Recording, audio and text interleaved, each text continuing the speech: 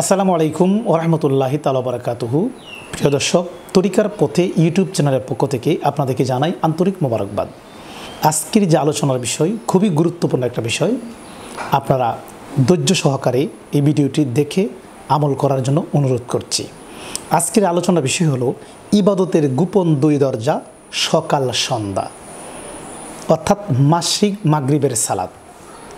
ইবাদতের দুটি গোপন দরজা রয়েছে। এই দুইটি দরজা দিয়ে ইবাদতবন্দি করতে হবে। এটাকে বলা হয় সকাল সন্ধ্যা, যাকে বলা হয় মাসরিক মাগরিবের সালাত, মাসরিক মাগরিব। এখন এই বিষয়টি আমি আলোচনা করব, একটু গভীর খেয়াল করে প্রথম থেকে শেষ পর্যন্ত ভিডিওটি দেখার অনুরোধ করছি। সকাল সন্ধ্যায় ইবাদতটা আল্লাহর কাছে খুবই গ্রহণযোগ্য একটা সময়, এবং এই সময় আল্লাহ বান্দার গুনাহ মাফ করে দেন।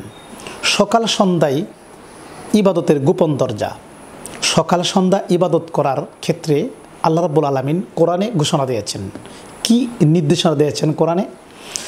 আমার আল্লাহ কোরআনে বলেন, সূরা আদ-দাহর আয়াত নম্বর 25, সূরা আদ-দাহরের 25 নং আয়াত আল্লাহ বলেন, ওযকুরিসমা রব্বিকা বুকরাতা ওয়া আসীলা।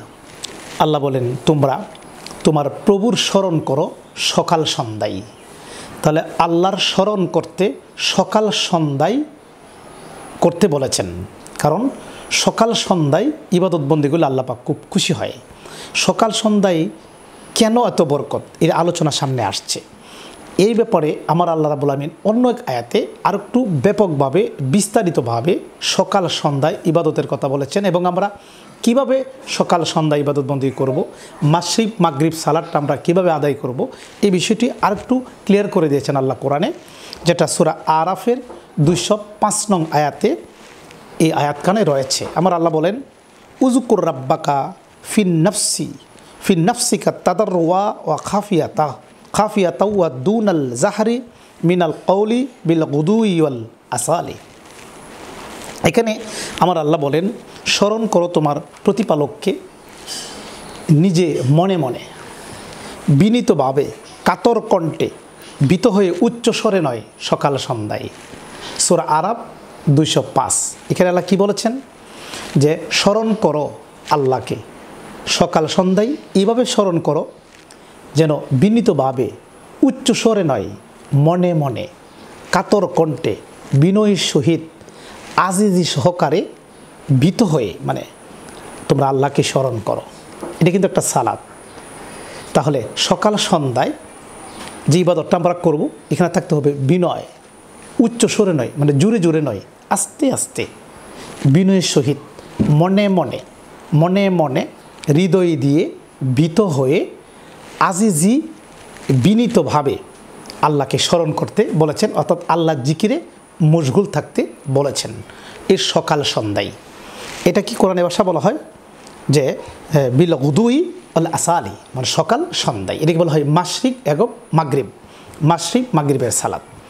এখন প্রিয় দর্শক, এখানে মূল পয়েন্ট হলো আমার আল্লাহ সকাল সন্ধ্যার ইবাদতের গোপন দরজা বললেন কেন, এবং এত গুরুত্ব দিয়ে আলোচনা করলেন কেন? কারণ সকাল কিন্তু মানে দিনে রাতে 24 ঘন্টা, এর মধ্যে 12 ঘন্টা দিন, 12 ঘন্টা রাত। দিনটা শুরু হয় সকাল দিয়ে, আবার রাতটা শুরু হয় সন্ধ্যা দিয়ে। তাই যখন আমরা বিনয় কণ্ঠে, আজিজি, মিনিত সহকারে আল্লাহ স্মরণ দিয়ে যখন আমরা শুরু করব, তখন দিন শুরু হলো আল্লাহর স্মরণ দিয়ে, জিকিরি দিয়ে, আজিজি, বিনয় দিয়ে।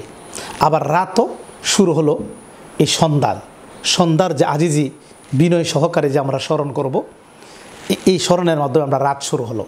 তাহলে সকাল হলো দিনের গোপন দরজা, আর সন্ধ্যা হলো রাতের গোপন দরজা। তাই আমরা যে ইবাদতবন্দি করব সকাল সন্ধ্যায়, ইবাদতটা কিবা করতে হবে?